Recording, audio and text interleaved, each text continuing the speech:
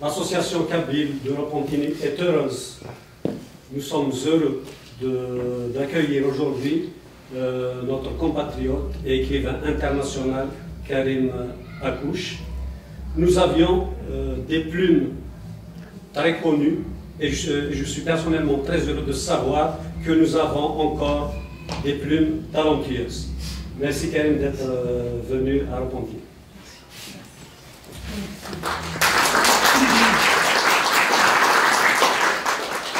Alors, bonjour à tous, mon nom est Evelyne Abitbol. Je suis auteure et co-scénariste et une amie de Karim Akouche depuis longtemps, et il est mon éditeur également, en plus d'être celui que vous connaissez. Alors je vous le présente un petit peu quand même si je sais que la plupart d'entre vous le connaissez. Il est poète, romancier et dramaturge, et dans 2 jours, Karim aura 44 ans. C'est son anniversaire. Voilà, puisqu'il est né le 21 novembre 1978 à Boumahni, dans la commune d'Aïn Zaouia, et Zaouia. C'est ça, Zaouia. C'est ça? Très bien, dans la Oulaya de Tizi Ouzou. Ouais, pardon. Moi, je suis marocaine d'origine, alors j'ai prononcé à la marocaine. Alors, je vais dire Tizi Ouzou, on le sait ça, en Algérie, donc il vit au Québec depuis 2008. Passons au livre, La musique déréglée du monde. Lorsque je l'ai terminé, j'ai appelé Karim pour lui signifier qu'il venait de publier son premier Goncourt. Je le lui souhaite réellement. Le titre, La musique déréglée du monde. Alors, Karim, pourquoi la musique? Déjà, d'emblée, on commence par un sujet passionnant. D'abord, merci d'être là, merci Evelyne, merci à l'association des Kabyles de Repentigny, des amis, j'en vois plusieurs ici. Merci également au Hamarreï, les membres de la Maison Kabyle. Donc, pourquoi la musique? La musique, d'abord l'écriture. Pour moi, écrire, c'est faire de la musique avec des mots. Et la vie également, vivre. Quand on marche, c'est faire de la musique avec ses pas. Et quand le monde est réglé, il y a de la poésie, il y a de la musique, donc on est bien. Et quand le monde est déréglé, on n'est pas bien, il y a la guerre, il y a le vacarme, il y a des fausses notes. D'où le lien entre la vie et la musique. Et la musique déréglée? Déréglée parce que le monde est déréglé depuis, je dirais, Adam et Ève. Depuis que le monde est déréglé. Il y a eu des guerres avant, il y aura toujours des guerres. On vit des guerres intérieures, des guerres extérieures. La guerre est partout. Donc je suis, je dirais, un être humain tragicomique. Il y a la guerre, à côté de la guerre, il y a la paix. Alors la musique déréglée du monde? J'aurais pu intituler mon livre « La musique déréglée de l'homme, de l'être humain, ou de la terre, ou du monde ». Parce que dans le monde, il y a l'être humain, il y a la terre, il y a le végétal, il y a l'animal, il y a l'être humain. C'est tout un programme. Alors Sol, c'est le personnage principal. Il a donné des noms de notes de musique à chacun des personnages. Je parlerai d'un d'entre eux peut-être plus tard, mais Sol est né dans la faille de l'histoire. Et ces personnages, sauf Yano, pourquoi? De Sol à Yano, ami. Ouais. Voilà. Parce que dans ce roman, c'est vrai, il y a des notes de musique que vous connaissez, mais également il y a certains personnages qui ne portent pas des noms de notes de musique. Yano, c'est un personnage, je dirais, truand. À la fois, il a signé un pacte d'amitié à vie avec son ami Sol, mais en même temps, c'est un enfant soldat. Je dirais c'est l'antipode de Sol, mais également seul. Parce qu'on a tendance dans la vie à regarder le monde, soit un monde, on le voit avec des yeux, on va dire, roses, c'est-à-dire soit noir, blanc, alors qu'il y a plusieurs nuances de gris. Et même le gris n'existe pas réellement, il y a plusieurs couleurs. Donc mon personnage, Yano, c'est un personnage intrigant. Il a, d'ailleurs physiquement, il est étrange comment il est fait par rapport aux autres. Il a vécu dans le maquis. Il a vécu dans le maquis, donc il va apprendre l'art de la guerre. Mais Sol, c'est le contraire. Qu'est-ce qu'il va faire Sol? On va développer, peut-être on va parler un petit peu de Sol. Sol, c'est un personnage issu à la fois du colon et du colonisé. Mais il n'a pas fait l'école, on va dire, publique. C'est un enfant qui a fait l'école du maquis. Il va devoir, d'ailleurs, dans le roman, inventer un langage. Pas une langue, parce qu'il va parler la langue des adultes, mais il n'a pas fait l'école, donc il va devoir inventer un langage pour exister. Donc, une sorte de poésie, pour faire face, on va dire, au malheur, à la guerre, aux balles. Il va créer un groupe de saltimbanques. Ils vont faire face au chaos, ils vont défier la guerre, les balles. Ils vont aller sur les routes, chanter la paix. Mais je ne l'ai pas fait, on va dire, de manière binaire. Parce que, généralement, quand on parle de la guerre, généralement on accuse, c'est vrai, les colons sont responsables de la guerre. Mais il y a des gens qui vont aller faire la guerre, ils sont victimes également. Ils n'ont pas choisi. On peut prendre l'exemple de Camus. Camus, ses parents sont allés en Algérie, non pas pour faire la guerre, parce qu'ils vivaient en France dans la misère. Donc on leur a ouvert la porte, on leur a proposé, voilà, il y a une panacée, il y a peut-être l'Eldorado en Algérie, venez, voilà, on vous donne des terres pour les cultiver, vous allez vivre là-bas. Est-ce que Camus est responsable de la guerre, ou même ses parents? Donc, dans ce roman-là, j'ai essayé de ne pas faire un roman à thèse. C'est pour ça que j'ai évité de faire de Sol un enfant soldat. Parce que c'est facile, hein, je peux prendre un enfant, il va prendre les armes, il va se battre contre les adultes. Mais j'ai essayé de créer un personnage un peu, je dirais, très complexe, Sol. Très complexe, pourquoi? Parce que l'effort déjà, pour moi, j'ai travaillé sur plusieurs couches. Il y a l'histoire, donc il y a le récit, il y a la trame, il y a des personnages, mais également la philosophie de Sol. Mais, il y a une philosophie, mais d'un enfant. Un enfant qui n'a pas fait l'école. Comment il va parler? Comment faire d'un enfant un philosophe? Comment il va se comporter face aux adultes? Il vit avec eux dans le maquis. Comment est-ce qu'il va prendre les armes? C'est facile. J'ai essayé d'éviter la facilité. C'est-à-dire, un enfant soldat, c'est pas très difficile. Hein. On le voit jusqu'à maintenant, d'ailleurs, en Afrique, il y a des enfants soldats. C'est facile, donc, créer un personnage complexe qui sorte de l'ordinaire. Un enfant qui porte en lui la musique, Sol, mais si également c'est la terre, le sol sur lequel on marche, mais également ça peut être l'unité monétaire du Pérou, ça peut être également le soleil, toi qui vis en Espagne, le sol, c'est le soleil, Costa del Sol. Donc c'est un personnage complexe. Mais tu as créé vous avez créé, je préfère vous voyez. Lorsque vous avez créé un monde imaginaire, c'est réellement un monde imaginaire. Quand on plonge dans le récit, c'est un monde qu'il a créé de toutes pièces, qui s'ouvre à nous. Alors là, plus on avance dans le roman, moins on sait où est-ce que ça peut se situer.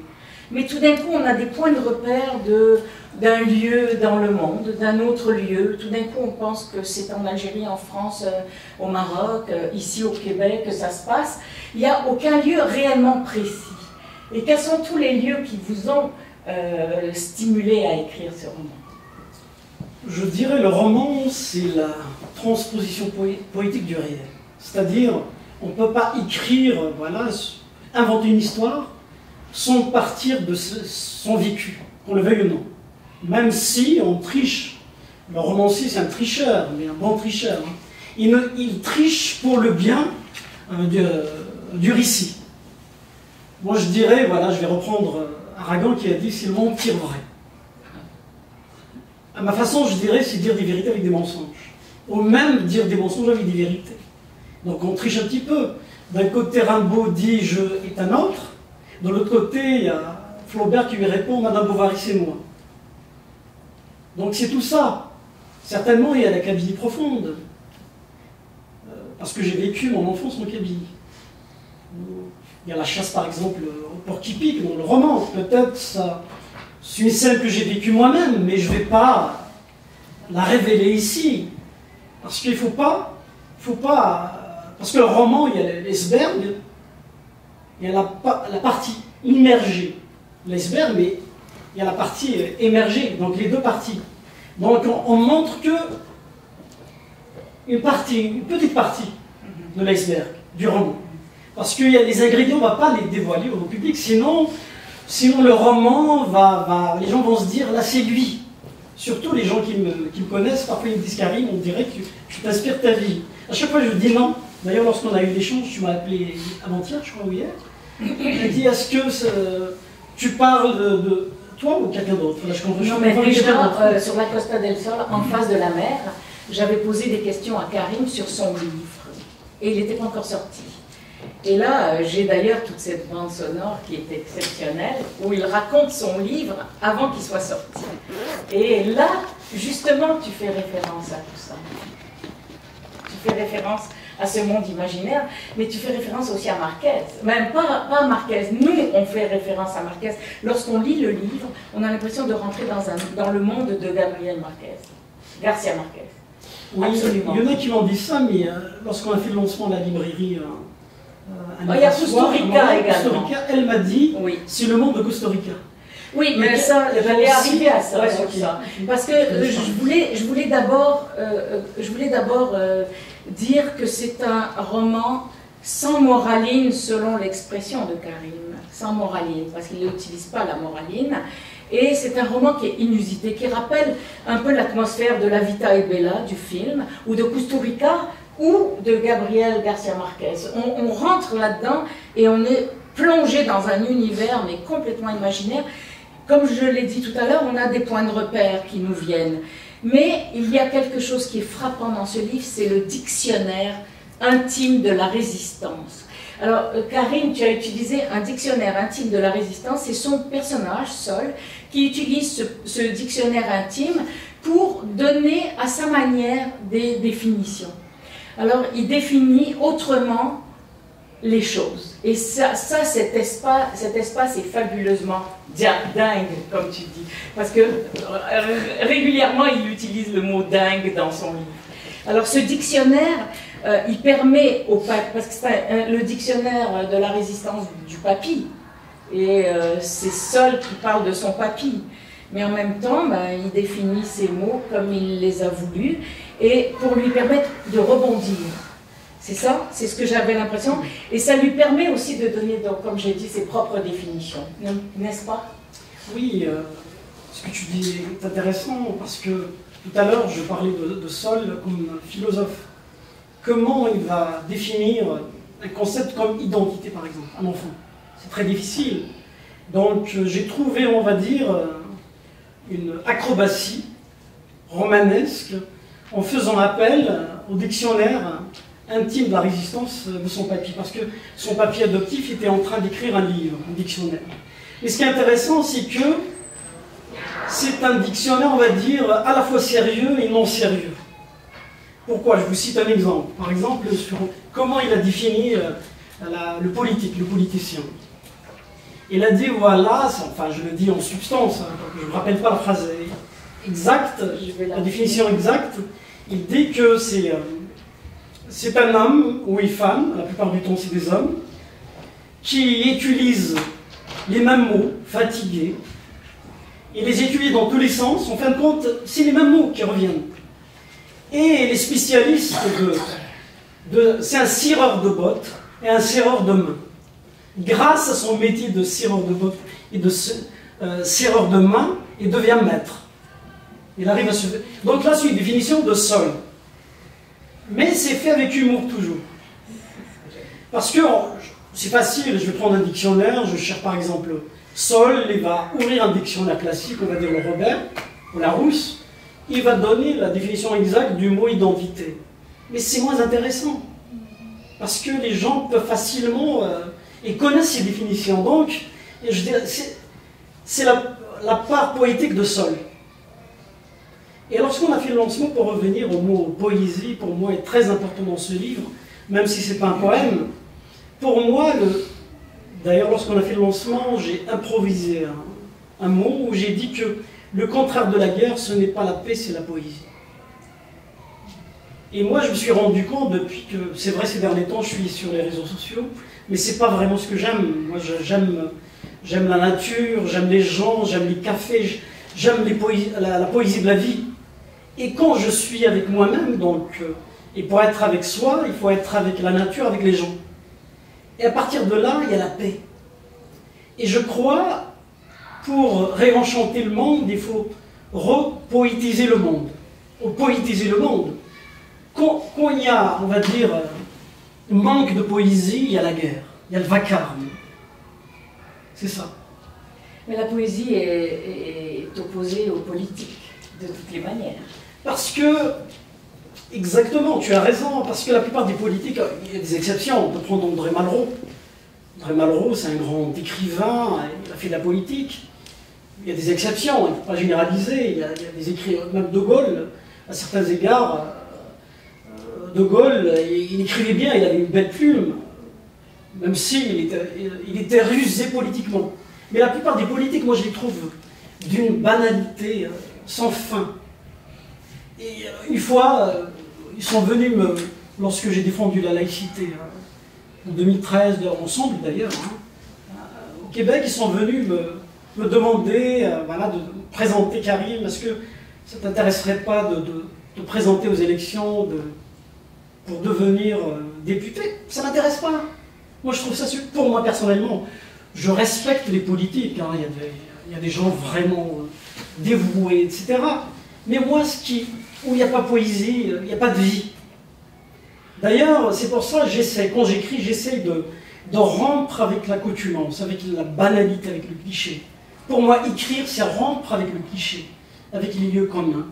Mon personnage Sol, et la plupart d'ailleurs de mes personnages, essayent de décrire le monde autrement. Je peux citer plein d'exemples, peut-être pas forcément des exemples tirés de ce livre, peut-être toute femme est une étoile qui pleure.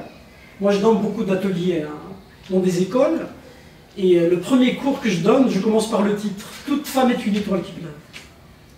Quand j'ai en face de moi des jeunes, je leur pose la question suivante, simple, l'étoile est censée faire quoi? Ils vont me dire, brille, l'étoile brille. Si j'avais intitulé mon livre, toute femme est une étoile qui brille, non seulement c'est un cliché, et c'est un pléonasme, parce que naturellement l'étoile brille. Donc, je vous donne un secret, enfin, peut-être il y en a qui connaissent ce secret, hein, c'est que ce qui est intéressant en poésie, c'est quand deux mots n'ont pas l'habitude de se rencontrer, ils se rencontrent. Comme la femme n'a jamais rencontré, plutôt, l'étoile n'a jamais rencontré les larmes. Et quand je fais rencontrer l'étoile avec les larmes, ça donne une étoile qui pleure. C'est intriguant. Et la réponse, quand je pose la question aux élèves, je leur demande, ça vous dit quoi, cette image poétique, une étoile qui pleure? Il y en a, enfin, il y a un élève qui me dit, parce que l'étoile a été frappée par la lune. L'autre va me dire, parce que l'étoile vit dans la nuit, donc la nuit, ça fait peur, donc elle pleure. Il y en a d'autres qui vont comparer peut-être l'étoile à son chat, ou à sa chienne, etc. Donc quand on a plusieurs réponses différentes, on est dans la poésie. Mais quand on a une seule réponse, ça veut dire on est dans la banalité. C'est ça. Moi, je vais te reprendre sur les personnages essayent d'être poétiques. Non, ils n'essayent pas, ils sont poésie.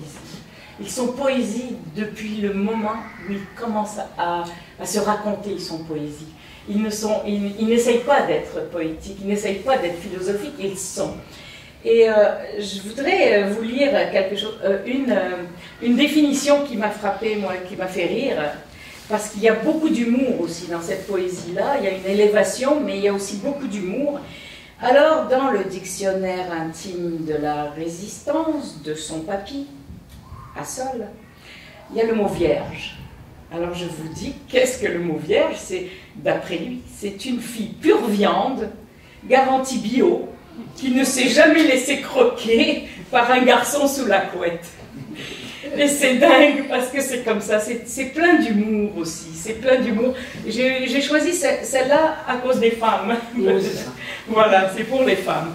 Alors, comment est-ce que tu as pensé construire le roman? Est-ce que tu l'as construit à l'avance ou tu l'as construit au fur et à mesure de tes élucubrations? Parce qu'on a l'impression que c'est un monologue intérieur, hein, réellement. Oui, à vrai dire, il y a eu des déclics. Hein. On va dire il y a 2 déclics. J'ai toujours voulu écrire sur la guerre.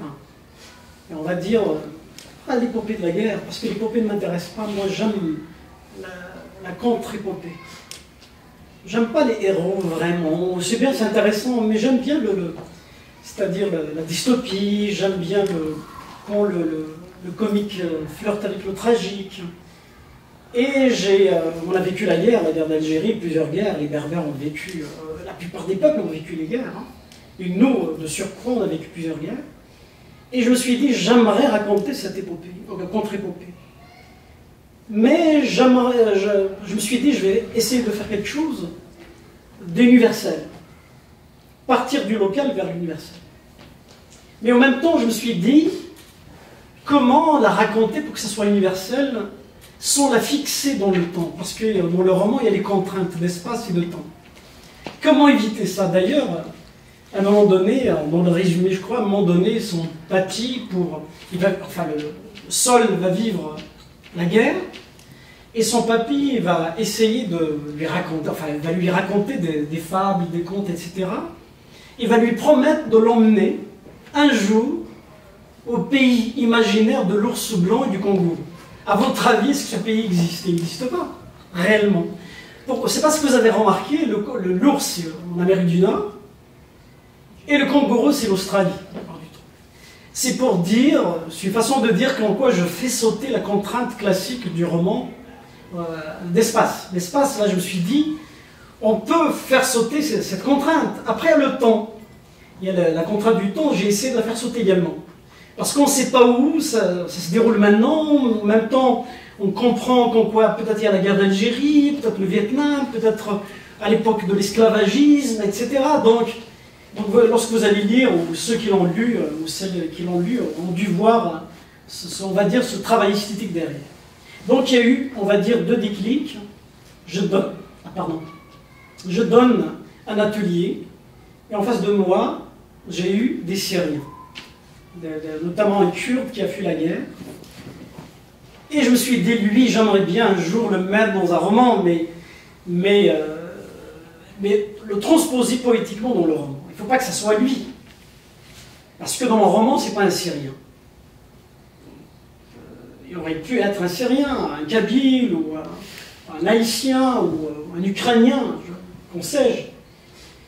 Et je me suis dit, lui, il m'intéresse. Comme personnage physique, comment on va dire le trait physique et psychologique m'intéressait.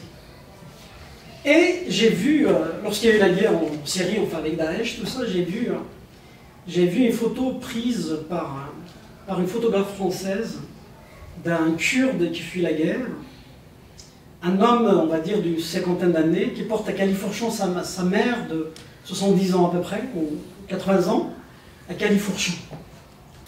Et je me suis dit, cette image également va se retrouver dans mon livre. J'ai essayé de la placer au début, je me suis dit, c'est la première de mon roman. En fin de compte, cette image, vous allez la trouver dans le roman, mais transposée poétiquement. Ce que je disais tout à l'heure, le mentir vrai. Comment dire des vérités avec des mensonges. Donc dans mon roman, vous allez la trouver au début du livre, hein, c'est le papy qui porte à califourchon son fils adoptif. Donc, d'ailleurs, je me rappelle très très bien la phrase. On marchait tranquille, mon papy et moi, derrière notre âne chargé de sacs et de valises. Et là, à un moment donné, juste plus bas, je montre le sol à califourchon sur son papier. Donc c'est les deux déclics. Hein. C'est ça, mais c'est toujours intriguant. En fait, la première phrase d'un roman, je le disais toujours à mes étudiants, la première phrase d'un roman, c'est la plus importante, parce qu'on voit tout de suite si on va continuer le roman, de le lire ou pas. Elle nous accroche. Alors, bien sûr, j'allais le lire. Alors, on marchait tranquille, mon papy et moi, derrière notre âme chargée de sacs et de valises. Puis, papy, pas tranquille, a sorti ses jumelles. Il a regardé dedans. Donc, déjà, on a fait aller-retour entre là, le local et l'universel. Déjà, à travers ces jumelles, il a regardé dedans et soudain, il nous a bousculés comme ça, l'âne et moi, dans les ronces, et ta. Et j'ai demandé, qu'est-ce que c'est ça? Et papy a répondu que c'était des pétards. Et j'ai dit, c'est Dieu qui pète. Alors voilà, l'humour, l'aller-retour, le local et l'universel. Déjà, ce sont c'est la première phrase. Et là, un petit peu, là, pour revenir du côté, enfin, l'enfant, comment il se moque un petit peu la guerre. C'est-à-dire comment il voit les balles, excusez-moi l'expression, c'est de la merde, la guerre, hein, vraiment. Au sens propre, au sens figuré, au sens transfiguré du terme. C'est l'enfant, le regard de l'enfant. Et quand on parle vraiment, par exemple, du progrès, le progrès, oui, il m'intéresse. Mais est-ce que réellement l'être humain a progressé? Le mal de plus en plus prend de l'ampleur. C'est-à-dire la guerre, moi, peut-être je n'ai jamais raconté ça, moi je suis ingénieur à la base, j'ai troqué les chiffres contre les lettres. J'allais faire un doctorat en France, au CNRS de Toulouse. J'ai travaillé sur un projet scientifique. Au départ, c'était intéressant. À un moment donné, on m'arrive avec un projet pour travailler sur des armes de précision pour Dassault Systèmes à Toulouse. Et dès que j'ai vu le projet, j'aurais dit non, jamais. À un moment donné, je me suis dit, en même temps, travailler sur des membranes pour bien préciser, pour ratisser large et tuer la précision. Tout ça, j'aurais dit non, je ne mange pas de ce pain, de cette viande. Donc voilà. C'est ça. Un enfant, il arrive à, on va dire, son moralisme, à décrire la guerre et à dire aux adultes, quelque part, arrêtez, retombez en enfance. Mais c'est Sol, retrouvez votre poésie. C'est Sol qui parle tout le long du livre, hein, c'est lui qui raconte. Et là, je continue pour vous ramener encore le local à l'universel. Donc il pose la question, c'est Dieu qui pète? Et il a ri.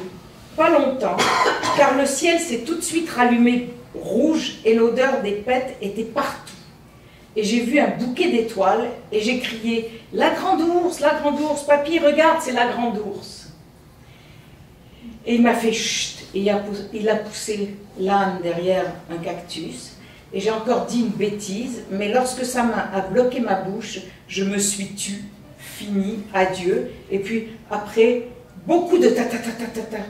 Dieu a terminé son jeu de pète et de caca dans le ciel et papy est redevenu tranquille. Vous voyez toujours ce rapport, le rapport entre un peu de violence et tout de suite, on est réapaisé. Et c'est comme ça tout le long du livre, j'ai remarqué aussi, cette espèce d'aller-retour aussi vers l'apaisement et des moments très brusques où on est saisi. Moi, il m'est arrivé plusieurs fois de lire et d'arrêter, puis de réfléchir où est-ce que ça aurait pu être par rapport à la vie, par rapport à ce qu'on a déjà vécu, par rapport à ce que certains ont fait des références à d'autres pays. Donc là, je m'arrêtais pour lire. Je crois écrire un roman, l'écriture, l'art d'écrire, je crois que c'est un équilibre fragile entre la musicalité, la rythmicité et les idées ou les images. C'est très important. Tout à l'heure, tu as cité Garcia Marquez. J'ai lu un livre très important pour moi de lui, hein, au-delà de ses romans. Il a accordé une série d'entretiens à un journaliste sud-américain.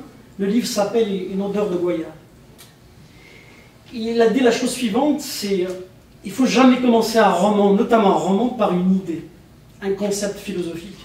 Parce que là, on est dans l'idéologie. Il faut commencer par une image, toujours. C'est très important. Et moi, je dirais, il faut trouver également un équilibre entre la musique et les images poétiques.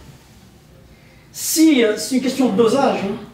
Si on surdose, on va dire, le rythme, il n'y a que le rythme, il n'y a pas d'idée ou il n'y a pas d'image, on raterait, on va dire, l'œuvre. Mais si également on va juste miser sur les concepts, les idées, les images, il n'y a pas de musicalité. À vrai dire, c'est un équilibre entre le fond et la forme. Et même, je dirais qu'il faut que le fond épouse la forme, et la forme épouse le fond. C'est un équilibre, c'est ça. C'est un roman qui est quand même qui est enchanteur d'abord.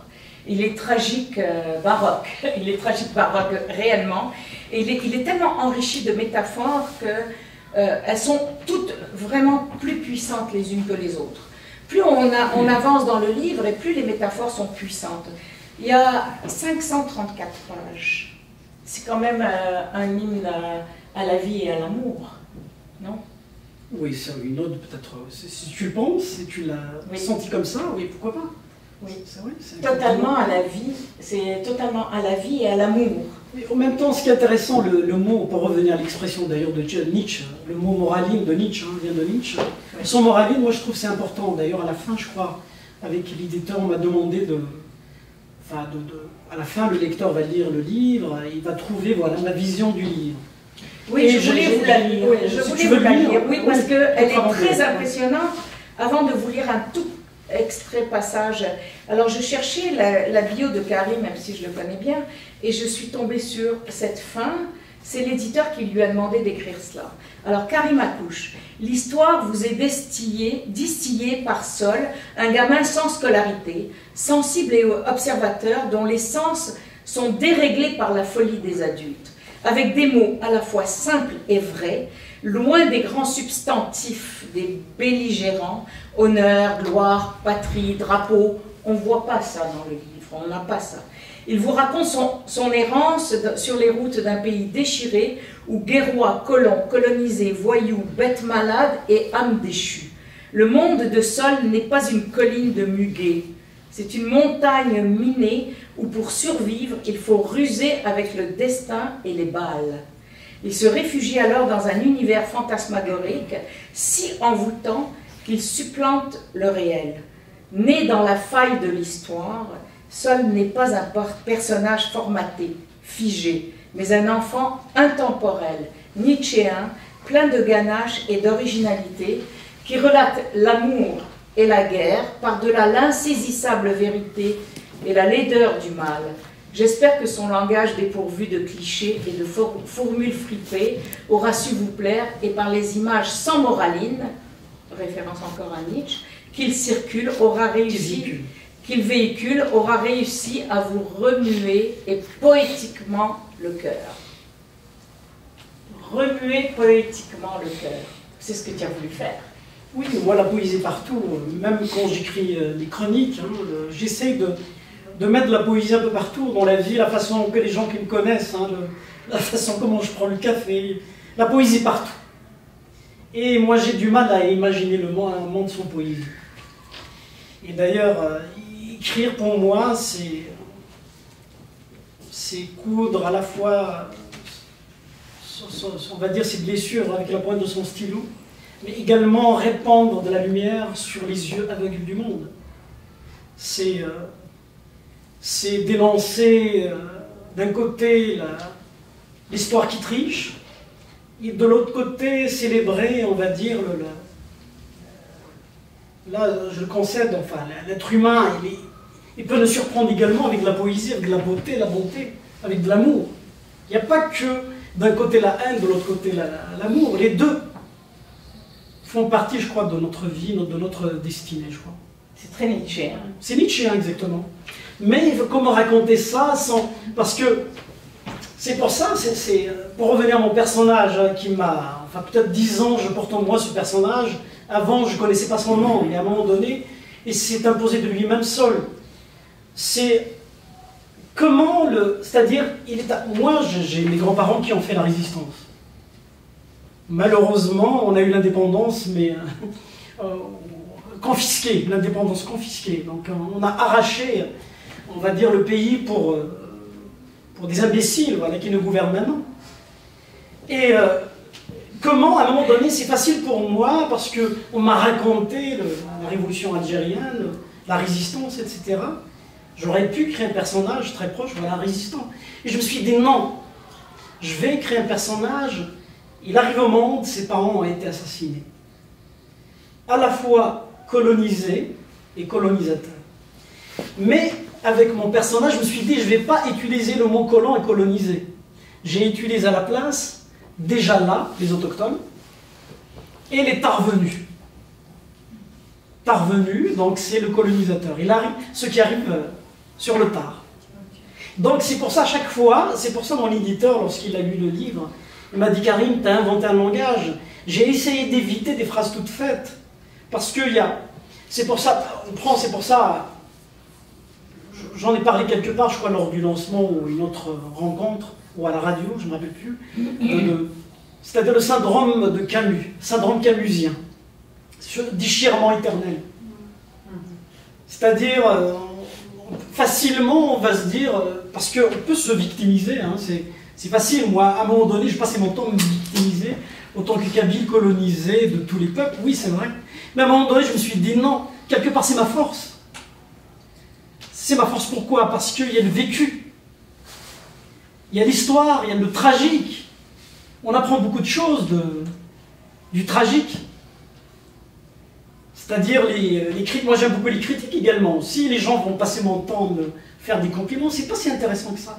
Une critique, ça me pousse à aller très loin, à chercher voilà, dans ses profondeurs, on va dire le suc, la sève, l'essentiel, ce que tu portes en toi. C'est ça. Et en Kabylie et en Algérie, la langue des colonisateurs, c'est le français.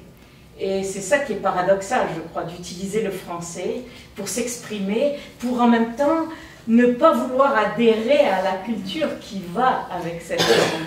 C'est très intéressant l'histoire de la langue, parce qu'il y a même des Kabyles qui me disent, Karim, pourquoi tu n'écris pas en Kabylie? Ils ont raison, hein, ils ont raison. Peut-être, on va dire, le colon, quand il est là, sa langue, on va dire, est considérée comme la langue du colon. Mais quand il est parti, et d'ailleurs, la plupart des, on va dire, des révolutionnaires algériens, et notamment kabyles, ont utilisé la langue française contre, je me rappelle une expression de Kateb Yassine, je ne sais pas si vous la connaissez, c'est pas celle butin de guerre, une autre, il a dit la langue française, c'est comme arracher, on va dire, la calache ou le fusil on va dire, du parachutiste français. Et sans le tuer, mais c'est-à-dire quelque part, je vais le dénoncer avec sa langue à lui. Donc c'est une expression de Kateb Yassine, c'est intéressante. Moi j'ai toujours travaillé sur on va dire, ce paradoxe, c'est vrai. D'ailleurs même, lorsque vous allez lire le livre, ce que je disais sur je ne sais pas si vous connaissez le mythe de Prométhée, la lumière. La lumière, le dieu, là, il a volé le feu, enfin la lumière des dieux, le feu. C'est le savoir, mais quelque part, mon personnage, il fait de la philosophie grecque, même ancienne, sans être initié à Socrate ou à Aristote, à personne. Il fait la philosophie de la vie. Et quelque part, il critique à un moment donné, il fait une réflexion, je ne me rappelle plus quel passage, sur la lumière. Ah oui. Il dit la chose suivante, c'est vrai, les ténèbres obscurcissent, mais trop de lumière aveugle. Et moi, quand j'entends par exemple des amis à moi, et même des gens qui ont des journalistes, des écrivains très intéressants, ils vénèrent Jules Ferry. Jules Ferry, oui, c'est vrai, est intéressant, mais si on va regarder l'échange qu'il a, on peut même tomber sur le texte, l'échange qu'il a eu avec Clémenceau, ou même Victor Hugo, hein, à l'époque. Victor Hugo, il dit la chose suivante, l'Afrique, c'est la terre du Seigneur, puisque nous sommes les enfants du Seigneur, allez la coloniser. Nous avons le droit de la coloniser. Mais là, c'est Victor Hugo jeune, avant 33 ans. Après, il devient, c'est-à-dire un grand homme contre la guerre, etc. Jules Ferry, l'école de la République, c'est intéressant comme projet, mais il était colonialiste, etc. Et même les Lumières, le savoir. Moi, j'aime bien la philosophie grecque, le pharmacome. Vous voyez le serpent, la pharmacie, le symbole. Pourquoi, à votre avis? Parce que c'est le venin. Le venin, il est à la fois remède et poison. La lumière, trop de lumière, aveugle. On fabrique, grâce au savoir, des armes de destruction massive. Donc c'est ça, Saul, il essaye de faire sortir l'adulte de ça, on va dire, de ses convictions profondes, de sa façon binaire, manichéen de voir le monde. Il va lui dire non, le monde n'est pas manichéen. On est à la fois, après c'est une question de dosage, hein, coupable et innocent. Après c'est une question, est-ce que, moi alors j'étais enfant, j'étais chasseur, j'ai chassé des grives. Maintenant si tu me dis Karim, on va aller chasser des grives, je vais te dire non, non, jamais, jamais je ne chasserai des oiseaux. Alors que peut-être avant je vivais dans la misère, j'avais besoin de chasser, etc. Donc voilà, donc j'étais coupable alors que j'étais enfant. Peut-être maintenant j'essaie de devenir innocent. La lumière est la blessure la plus rapprochée du soleil. Exactement, René Char. Voilà. C'est ce qui m'apparaît dans ton livre, c'est ça. C'est cette lucidité qui est la blessure vraiment la plus proche du soleil. Et là, on est encore dans la métaphore du livre. Et là, ce qui est intéressant, au-delà de mes convictions profondes, j'ai essayé de ne pas étaler mes convictions dans le livre. Donner, on va dire, vos chapitres à mon personnage Saul. Peut-être l'enfant que je porte en moi depuis longtemps, à chaque fois quand je deviens trop sérieux, l'enfant me dit « la vie n'est pas sérieuse ».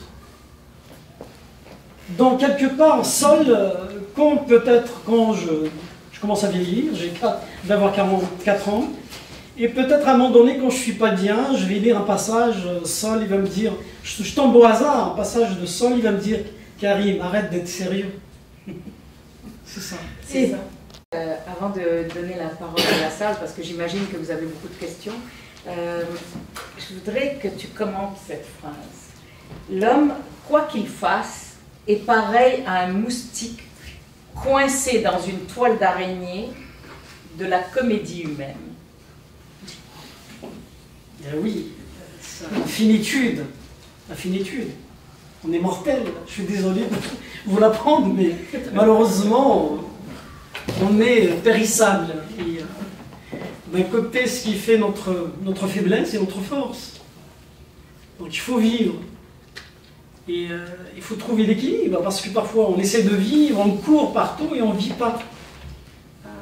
Parce qu'on est la plupart du temps dans, on va dire, l'avoir et le faire, on n'est pas dans l'être. Mon personnage, c'est intéressant, parce qu'il va vivre la guerre, en même temps, quand on lit, on se dit, lui, il vit, contrairement aux adultes qui sont sérieux, lui, il essaie de vivre.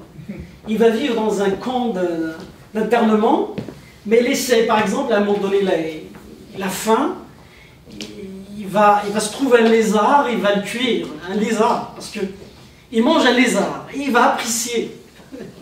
Il va apprécier le lézard, parce que la guerre, c'est pas rien. Et il va apprécier ça, il vit. Quelque part, en tout cas Saul, il m'apprend beaucoup de choses. Il m'apprend à vivre lentement, à faire l'éloge de la lenteur, parce qu'on court tout le temps. Il nous apprend.